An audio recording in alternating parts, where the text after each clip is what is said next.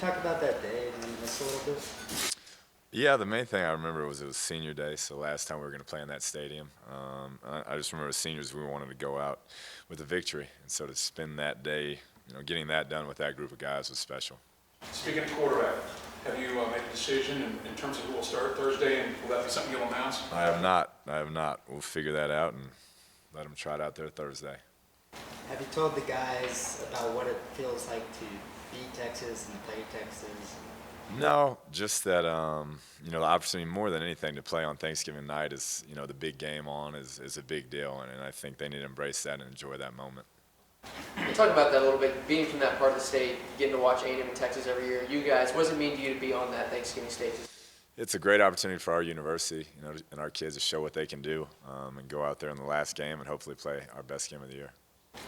How was the bye week? It was good. Got a lot of reps for those quarterbacks and guys that have made position changes and things of that nature. Got them a bunch of reps, which we desperately needed. Are you choosing between three quarterbacks or between two? Is Brewer in the mix? Yeah, they're all three healthy, so it'll be between one of those three and see how it goes. Coach, does the weather affect your preparations at all this week? Will you have to make any adjustments over the next couple of days because of the snow on the ground or the ice, or just go out there? No, we had a tractor out there moving it off, which took a little while yesterday, but we got it done. So it's been fine. It is what it is. We practice outside for a long time up here. Kliff, have you kind of chimed in on the defensive side of the ball? Obviously, a couple of weeks ago you were saying, I'm sure everyone's going to just run right at us. During the bye week, did you guys kind of address some of that, trying to get it stopped? Yeah, we've been trying to get it stopped. We just got to find a way to do it. We got to put our players in position to be successful, and those guys got to make plays. And the missed tackles was concerning, and so we got back to the basics of that, and we'll see how it goes Thursday.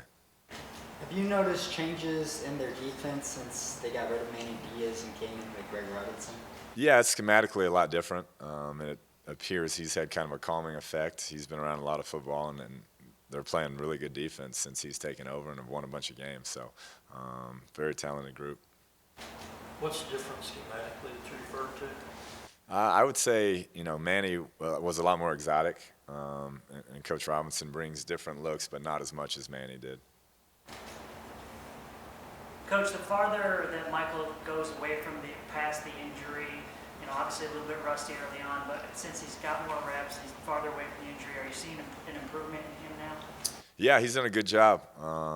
The reps he does get, taking advantage of them, and mentally, I think mentally is the toughest part, coming back and preparing to be the starter when you haven't been for that long. But he's a competitive kid, and I know he wants to be out there. Cliff, what's your thought on, since we're talking about the conditions and the snow and everything, your thoughts on the indoor practice facility and where that ranks on your list of priorities, or is it a priority? Like I said, we practiced out here a long time without one, so that's more of a Kirby type question than me. But we'll make do with what we have. So it's not something that you're really that I harp on. No, we won a lot of games out here practicing outside, and we play outside. So.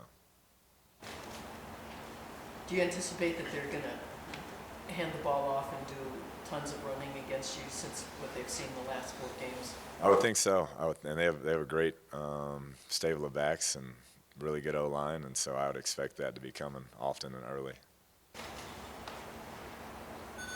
What's the status of Bo Carpenter, Kramer 5, guys like that? Yeah, I expect Kramer to be back. Bo is still waiting to see on him, but I expect Kramer to be back kicking, and so that'll be good. He's done a good job for us all year on his kickoffs, so we're happy to have him back. Any trickeration plan? No, it should be just a base game plan and see how it goes. Cliff, going forward, do you like the idea of playing on Thanksgiving? I do. I think it's a neat deal for our players and our staff to go down there. And like I said, anytime you get to showcase your university on a national stage on a big night, that's a great deal for us. Now, obviously, the stadium's gone through some upgrades and things like that, but what do you remember about your playing days in DKR? They weren't great. Coach Brown's done a tremendous job down there, and we had some tough days, but it's a cool atmosphere, great stadium, great fan support down there, and so I think it'll be fun for our players. Cliff, did you have any influence on the Lone Star Pride jersey this year? Not a lot, just okayed some things and nicked some things, but I really like the look, and I think it's a good statement for our team. Do you think the game is more important for the exposure it gets for the school and helps recruiting? I mean, as much as it is for you going down to the I do. I think as many eyes as you're going to have on you in the state, especially watching that game after Thanksgiving, I think it's big for our university. What are your thoughts on the Chancellor Spurs and just rivalry trophies in general? Yeah, this will be the first one, I guess, that I really have known about. So I think it's fun for the fan bases. Coach, you just talk about the opportunity that awaits you guys Thursday, that if you guys can win, it could really change how everybody views this season. Yeah, I mean, there's a lot of wins that could have, games that could have changed the way people view this season. When you lose 4 in a row, that's how it goes. But to us, it's an opportunity to play our best game, and we've been waiting to do that. If Trey Porter got hurt in that last game against Baylor, I know he came back in briefly, but had his hand all padded up. What's his status? He should play. Yeah, Trey's had a good week of practice, and they've had his hand padded up, and he should play. Did he break? I'm not sure exactly what he did. I just have seen him out there with a pad on it. win here probably bump you up in what bowl you might go to? I'm not sure. That all happens on that Sunday after. So it'd just be good to, to end the season with a winning conference record, which hadn't happened around here in a few years. Coach, could you talk about Coach Brown a little bit and maybe what he's meant for the Big 12 and how he's represented the university and how he's won down there and maybe how tough it is? Yeah, he's an incredible coach. It is a tough deal for him in that I don't think people remember where they're at before he got there and what he's done for that program. And so it's kind of be careful what you wish for to an extent, because the impact he's had on Texas football and the University of Texas and their success. It's really incredible.